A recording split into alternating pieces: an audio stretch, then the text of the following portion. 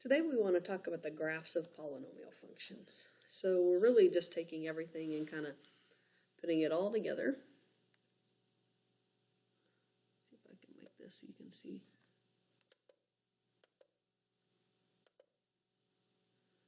So you have this note sheet as a blank copy in Canvas, so you're welcome to print this off or just follow along and write your notes on notebook paper. It's totally up to you. So on this one, we're going to graph x cubed minus x squared minus x. So the first thing I want to do is try to find the zeros. So I'm going to do that. This one I actually noticed all have an x in common, so I'm going to factor out an x before I do synthetic division. Maybe I won't even have to do synthetic division. Yeah, this one actually factors. So because this one factors, that means I have an x-intercept at 0, I have an x-intercept at 2, and I have an x-intercept at -1. So those are the roots, or the x-intercept, or the zeros. So we're going to go plot those. I have one at 0, I have one at 2, and I have one at -1. The other thing I know about this one is that it's an x cubed problem. So I'm going to try to determine the n behaviors. So on an x cubed, the n's are going to go in different directions. And because it's a positive leading coefficient, I know that the n behaviors are going to go down like this. And this one's going to go up like this. Now we'll have to figure out what happens in the middle. So my n behavior, this end, as x approaches -infinity, the end approaches -infinity. And on the other side, as x approaches infinity, f of x is approaching infinity. So as it goes to the left, it's going down. As it goes to the right, it's going up. So now all I need to do is determine how far up this thing goes before it starts turning back and how far down it goes before it starts turning up.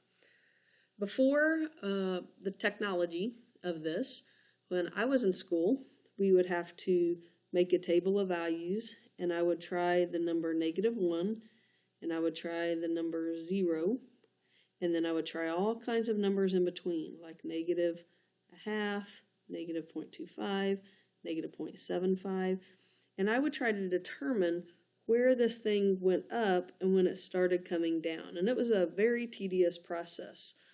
What we're going to do is use our graphing tool to see if it will help us find the turning points. So I'm going to start by typing in the equation.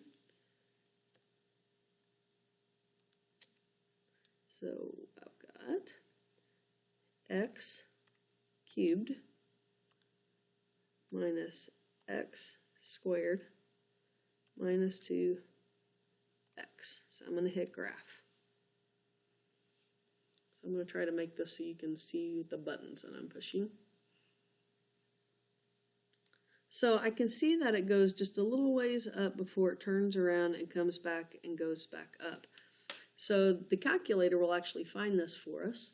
Desmos will too, if you type it in Desmos Graphing Calculator. I'm going to ask the calculator to calculate these turning points for me. So see where it's calculate right above the word trace. So I'm going to push second calculate. And I want the calculator to find the minimum and maximum values for me. So since the first one went up and turned back, I'm going to choose maximum. And so what I'm going to be finding is that little maximum part where it goes up and comes back down. So do you see in the bottom left-hand corner of the calculator where it says left bound? That means we want to try to take our little cursor and move it by using the arrow key over on the left side of that little hump. And then I'm going to hit enter. Now down at the bottom it says right bound. Now I want to take the cursor and move it to the right until it's just over the top of that little hump. I don't want to go too far because I don't want to go on the other side here. So now I'm going to push enter. And see where it says guess? I don't want to guess. I'm going to push enter again. And then it tells me that that maximum is at 0.54, and the y value is 0.63. So that means I'm going to go over -1/2 and up 0.63 and put a point, and that's where this graph is going to turn around and come back down. Okay, let's go figure the place where it goes down and comes back up. So this time I'm going to hit second, calculate, and this time it's going to be a minimum. So I'm going to go down and choose minimum. And again, it says left bound. So I want to get on the left side of the little dip before it goes back up and hit enter. Then it says right bound, so I'm going to use my cursor until I get on the right side of that little hump and hit enter. And I don't want to guess, so I'm going to hit enter again. And it tells me that the minimum is at 1.21 and the y value is -2.1. So you can see that down there at the bottom. All right, so I'm going to go graph that point.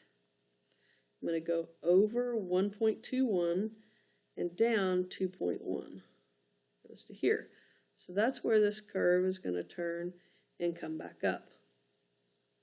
So I found the maximum and minimums.